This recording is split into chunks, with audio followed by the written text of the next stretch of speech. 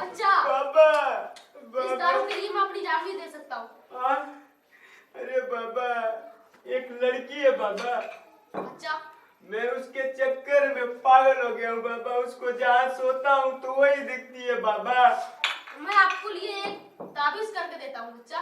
वो बहुत होशियार है बे। हमने तो पहले ही बताया था ना भैया। सही बताया रे तू। बाबा और क्या क्या लगेगा? बस ताबीज लगेगा। ताबीज लगेगा? हाँ लड़की पड़ जाएगी? हाँ आप गले में बांध लेना अपने। पड़ जाएगी। पड़ जाएगी। अरे बाबा, बहुत बहुत मेहरबानी आपका बाबा, बहुत बहुत मेहरबानी आपका।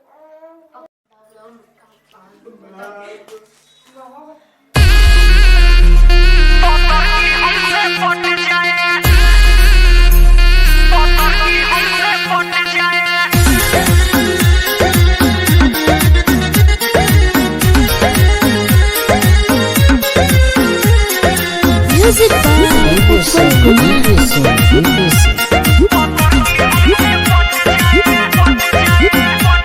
बाबा कदो ना भलाई हो का कही हो, दोनमती ऊपर घुमाई हो। बहुत परेशान बानी। बाबा कदो ना भलाई हो, दोनमती ऊपर घुमाई हो। अंतर मंतर देवी जंतर हमरो पलट जाए। ताबीज बना दी ओझा जी पतर की हमसे पट जाए। अब का कही हो, हमारा के देखे तो देखते ही वो चूक लेकर सट जाए। कर दीजिए नहीं तो जवानी झड़ जाएगा।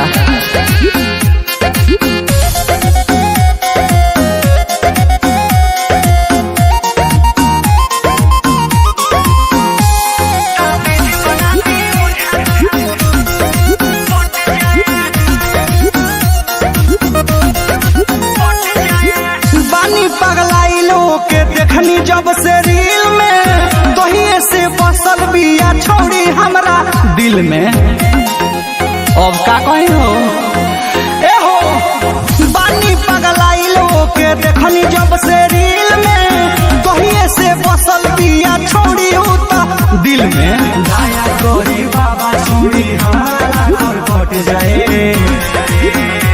ताबीज बना दी ओझा जी पत्थर की हमसे पट जाए। बाबा हमारा के देखे तो देखते ही वो चूक लेकर सट जाए। कर दीजिए दया नहीं तो मर जाएंगे।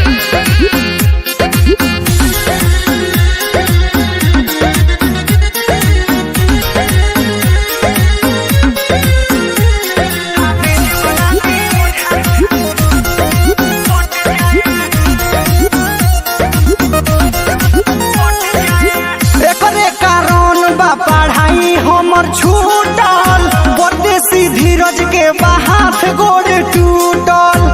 अमर मुधई शुभम के शादी हो गइल बा हो। एकरे कारण बा पढ़ाई हमर छूटल, निर्मला जय के हाथ गोड़ टूटल। अकेला कहेले कि नाम हमर रोट जाए।